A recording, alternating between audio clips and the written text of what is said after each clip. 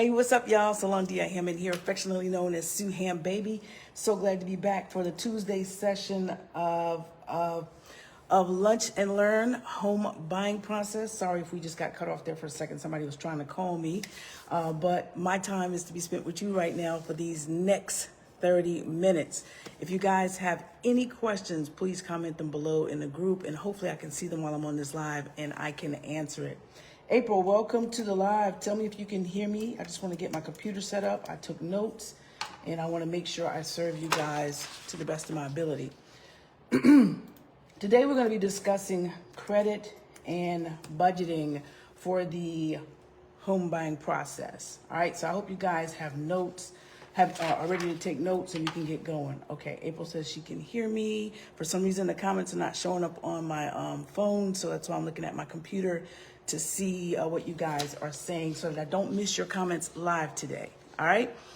All right, thank you guys for joining me. If you don't know who I am, I am Solandia Hammond, aka Sueham Baby, with loanswithsueham.com. I'm a mortgage broker. I'm a real estate investor. I like to buy old houses, fix them up, and sell them. And I'm also a playwright. I like to write and produce stage plays. So thank you for being a part of this live today. Please feel free to share this live. We want to help as many people as we can in the home buying process. If you missed Monday's live, you can go back in the group or on YouTube and watch that. That's a really good one. It talks about mindset and savings. People really don't understand that it takes the right mindset to purchase a home, to do anything. So today we're going to talk about credit and budgeting. When's the last time you checked your credit report? And you don't have to answer. This is just something for you to think about for yourself. When's the last time you checked your credit report? When's the last time you checked your banking account, right? So in order to get a home, there are certain things that have to be considered, and credit is one. Credit is not the end all be all. Please understand that. There are some loan programs that will finance a 500 credit score, but also understand with a 500 credit score, you may be required to put down a whole lot more money, and you may have to deal with a higher interest rate. But that's still not the end all be all if you can afford it, because, you know, you might just be in a situation where, hey, you got a lot of money, but your credit sucks. And so you just need to get a home loan, pay it on time for 6 months, and then go back and refinance once your credit has improved. And once the rates have dropped and you can refinance and get into a better situation. So with that being said, I want everyone to know that you can check your credit for free. So there's really no reason as to why anyone should not have checked their credit. You should check your credit consistently, at least once a month, if not every day. I mean, you know what I'm saying? I'm checking mine every day, so check it every day. There are free resources that you can go to. This is where the pen and paper comes in handy. I do pen and paper old school. You might do it on your phone. Sometimes I do. But you can go to the website annualcreditreport.com. April, thank you for being transparent. It's been a while for you since you checked your credit. Yeah, well, check it today. I want you guys to check it today. You can go to annualcreditreport.com and you can pull it for free. You can also go to Experian.com. You can pull the Experian credit report for free, because there are three major credit bureaus. There's Experian, TransUnion, and Equifax. So annualcreditreport.com will give you access to all three, so you can see exactly what all three are showing. If you see something on there that is not accurate, you can dispute it. You can dispute it in three different ways. You can dispute it online on the actual credit bureau site. You can dispute it by sending a letter in to the actual credit bureau, or you can call and dispute it over the phone. All right. So annualcreditreport.com is the first one. If you just want to look at your Experian report score, you can go to Experian.com, then there's TransUnion.com, then there's Equifax.com. All right, I recommend you look at all three scores, okay? Because that's what we're going to take into account when we're looking at your credit report for your new home, all right? Or if you already have a home, if you're refinancing a home, that's what we're going to look at. The most accurate scores that my lenders go by are myfico.com, MYFICOD. That was wrong. MYFICO.com, myfico.com. And what we're looking at is your mortgage scores. You're going to have like 3 sets of scores on myfico.com. There's scores for auto loans, there's scores for credit cards, and there are scores for mortgages. All right. What we're concerned about are your scores for your mortgages. So we're going to look at your mortgage score. All right. We're going to look at your middle score. So if you have 3 scores, one is a 700, one is a 710, one is a 725, we're going to throw out the highest score, which is a 725, and we're going to throw out the lowest score, which is a 700. And now we're left with the middle score, which is a 710. And that is the score that we use to determine what interest rate you would receive for your home loan. It also determines what type of program you will get into, because of course, if you have a better credit score, you get better programs. But again, like I said, we have programs that will lend down to a 500 credit score. I don't recommend you having a 500 credit score, to be honest with you. I think, in my personal opinion, the sweet spot for credit is a 640. Now, don't get it twisted. I have done loans for people with a 617 and they've gotten 5.6% interest rate, okay? I've done 629 credit scores and they've gotten 6% interest rate. So, but 640 for me, in my opinion, tends to be the sweet spot. You can qualify for so many other incentives and different other programs, but do not think that if you don't have a 640, you won't qualify, okay? Everybody's scenario is different. Some people with a 600 score, they may have $50,000 in savings. That is definitely going to help their case with buying a house, okay? Some people may have been in their job for 10 years. That's going to help their case. They may have 401k. That's going to help their case. They may have no debts. That's going to help your case, your debt to income. So everybody's situation is different. The only way to know what applies to you and how you can get the ball moving with getting home ownership is for you to contact a reputable lender, hopefully me, and set up a phone consultation. It costs you nothing to talk to me. You can do that by going to my website at loanswithsueham.com. Now, if you have collections and they're less than $2,000 altogether, we can ignore those, okay? If you have a charge-off, we can omit charge-offs, okay? So many of you don't know what's on your credit. The first step is to pull your credit. I've given you free resources to go pull your credit. So go pull your credit once we get off this lunch and learn on today. And if you have things that are on your credit report that are 7 years and are older, 7 years and or older, dispute them babies, because it's now time to come off. All right. You've done your time.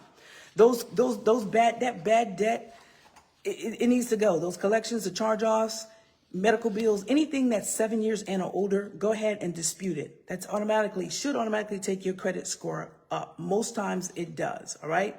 So keep that in mind, guys. Now let's go into budgeting. And I realize we went quickly on the credit. If you have any questions about it, please put it underneath and I will definitely do my best to answer your question. Let's go into the budgeting. What I want you to do, guys, is start tracking your spending. Most of you, and I was the same way, you get your money in, the money goes out. Money comes in, the money goes out. You don't know what's coming. Oh, hold on. You don't know what's coming in and you don't know what's going out. So you damn sure don't know what's happening in the middle, meaning what you're spending the money on, because you're not keeping track. If you don't know how much money you have coming in, and you don't know how much money you got going out, you for sure don't know what you are using your money on. So I need you to establish a budget and track your spending. I need you to do this for a month so that you can get a clear picture of where your money is going. All right. Now I'm going to give you a few apps that you can use. Stick with me here. A few apps that you can use to track your budgeting. Next thing I want you to do is categorize your where you're using your money. Group it into categories like housing, food, transportation, entertainment, medical, whatever it is. I need you to group it. Group it into waste, right? Because many times people say that they cannot save because they don't make enough. But the truth is, most people do. They're just wasteful. They're not budgeting. They don't have a true picture of what's coming in and what's going out and what money is being used on. Then I want you to set financial goals. I want you to set long-term goals and short-term goals. And how are you going to achieve those goals? I want you to work with the end first and then move back. So if your goal is to save $1,000 between now and December, I need you to write down what is it going to take for you to save $1,000 between now and December. Are you going to increase your 401k? Are you going to increase your savings? Are you going to cut out Starbucks for the remainder of this year and take that money and put it into savings? Are you going to stop ordering online unnecessary things and take that money and put it into savings? Are you going to stop drinking alcohol and take that money and put it into savings? Whatever it is that you decide to do, I need you to establish short-term and long-term goals and just devise a plan as to how you're going to achieve that goal. I want you to assign every dollar a purpose.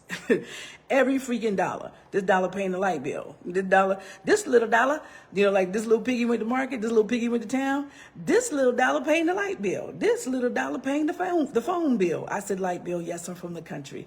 This little dollar paying the gas bill. Assign every dollar a purpose. You need to account for every cent that you have. All right. Now, here are those budgeting apps that I want you to use, all right? I want you to download apps. There are different apps. One is called Tools like Mint, M-I-N-T. You can download that. The app is YNAB, or you can download Personal Capital. All of these can help you track your budgeting. Or if you don't like any of those, simply pull out the old handy dandy iPhone. Hopefully you don't have an Android. But if you do, you can still do it on Android with Google Play, I think it is. But go and put in budgeting apps. Man, they're free, guys. They're free. All you got to do is take the time and download them and actually make it do what it do. I want you to cut unnecessary expenses, right? Identify areas where you can reduce using money without significantly impacting your lifestyle. So if you can find an area where you can reduce waste, please do so. Please do so. It's going to benefit you.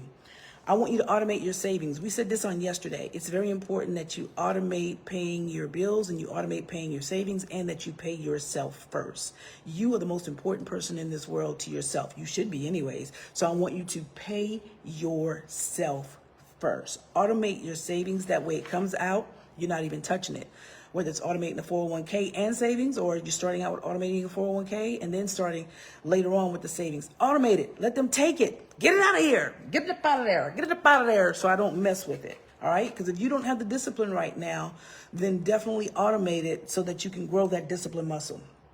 Use cash envelopes.